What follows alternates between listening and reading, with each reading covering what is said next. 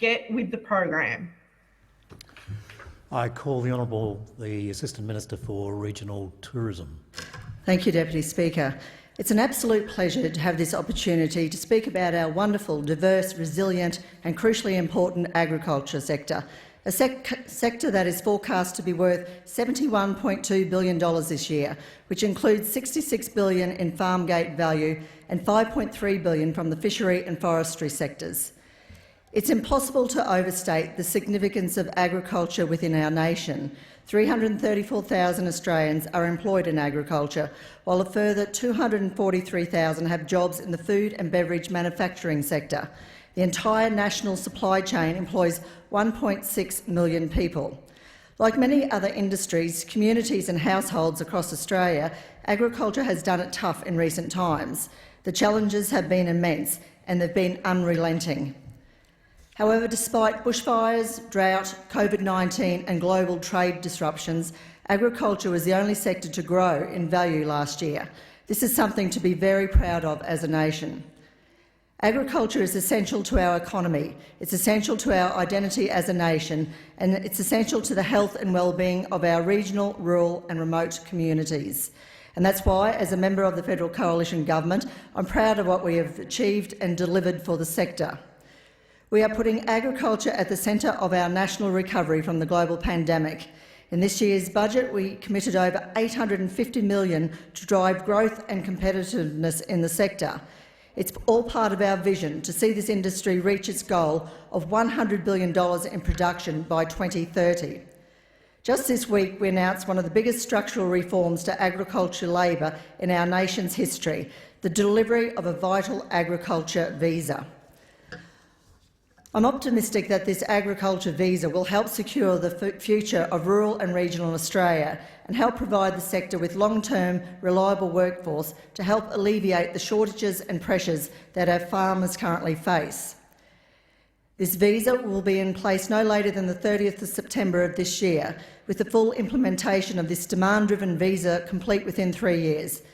It will be open to applicants from a range of countries and will be available to skilled, semi-skilled and unskilled workers, including in meat processing, fisheries and forestry.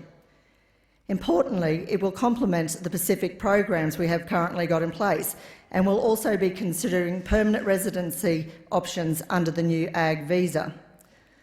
While our farmers and industries have gone about their work keeping Australians and people all over the world fed and clothed, they have done so under enormous workforce constraints. By announcing this visa, we have listened and we are delivering. As the member for Capricornia and Central Queensland, I live in the heart of cattle country. Rockhampton is the beef capital of Australia, and our Beef Week event every 3 years is always an opportunity to showcase and promote the importance of this industry to our country. In 2019, our government committed $3.9 million towards Beef Week 2021, and despite the global pandemic, what an enormous success it was. In fact, it was more successful than ever before. More than 115,000 people attended this year's event, which is an impressive 15% increase from 2018. Visitors to Beef Week 2021 included our Prime Minister and many of my coalition colleagues. I was also thrilled to see that it supported 795 full-time equivalent. Yeah, I know. Order. 795 full-time equivalent jobs in Rockhampton. It truly is a world-class event, and it's wonderful to see the industry in such good shape. It's obvious to point out that water is essential to agriculture, and on this front the Coalition Government has stepped up to support farmers and irrigators in my electorate. And I'm talking about Rookwood Weir, which has the potential to transform and revitalise Central Queensland, but unfortunately has been a challenge to get there. I had to drag the Queensland Labor government kicking and screaming to commit to a joint funding arrangement for the project. After years of pushback and silly political games, they finally came to the table. While the capacity has dropped due to the mismanagement by the Queensland Labor government, it is going ahead with in-river construction, which started in April this year.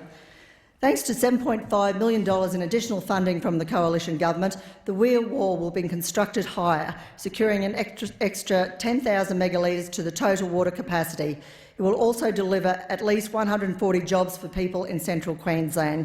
Deputy Speaker, this is what supporting agriculture looks like, whether it's at the national level or within Capricornia. We will always have the back of this sector and those who depend on it. Thank you.